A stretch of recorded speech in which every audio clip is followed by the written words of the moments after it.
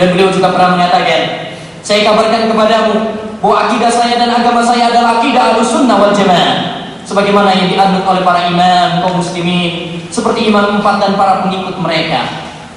Dan beliau pernah mengatakan juga,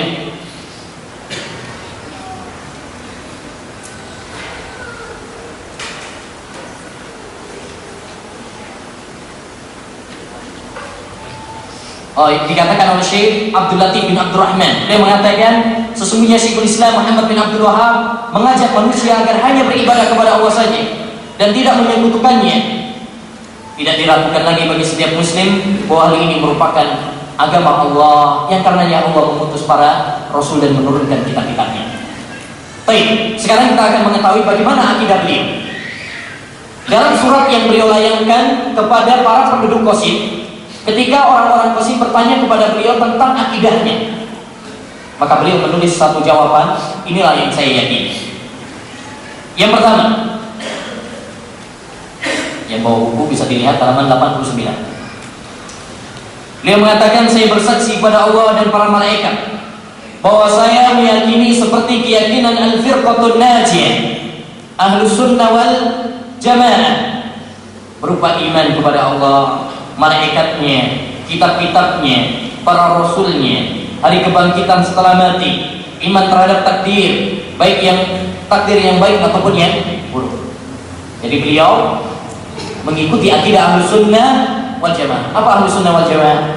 Ahlussunnah adalah golongan yang mengikuti Rasulullah sallallahu alaihi wasallam, baik dalam ucapannya, perbuatannya. Dan mereka adalah al-jamaah, yaitu mereka mencintai persatuan dan melarang perpecahan.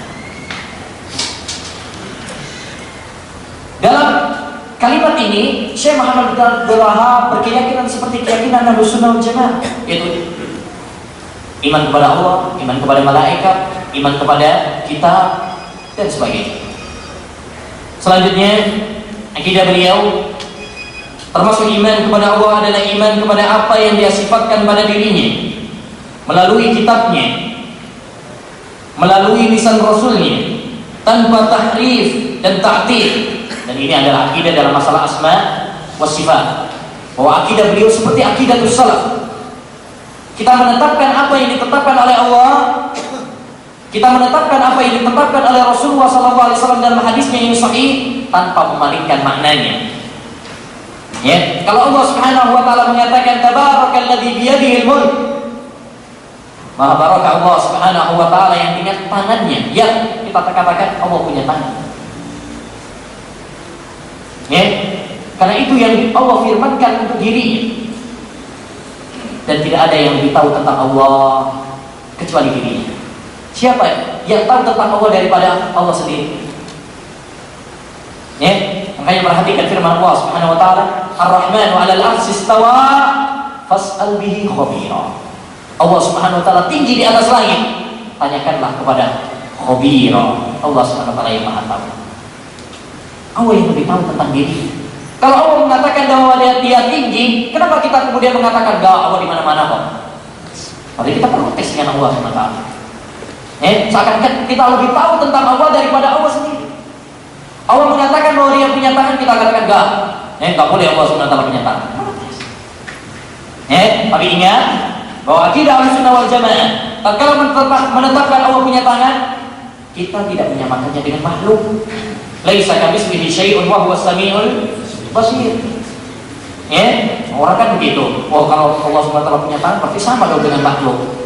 Enggak mesti. Sama nama belum tentu sama sifatnya. Allah ada, kita ada, tapi apakah adanya Allah dengan adanya kita sama? Tidak. Kita aja sesama makhluk, sama-sama punya tangan, tapi apakah antara satu dengan yang lain sama? Tidak. Kita punya tangan, kemudian kera juga punya tangan. Kalau kita disamakan tanganku seperti kera, marah juga, ya kan? Nggak mesti sama. Sama nama belum tentu sama sifatnya.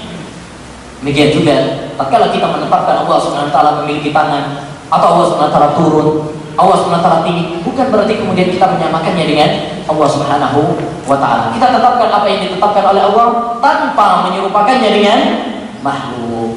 Dan itu akidah Ahlussunnah wal Jamaah dalam masalah asma' sifat yang termaktub dalam firman Allah Subhanahu wa taala, "Laisa kamitslihi syai'un wa huwas samiul basir." Tidak ada sesuatu pun yang sama dengan Allah Subhanahu wa taala, dan Dia adalah Maha mengetahui lagi Maha mendengar.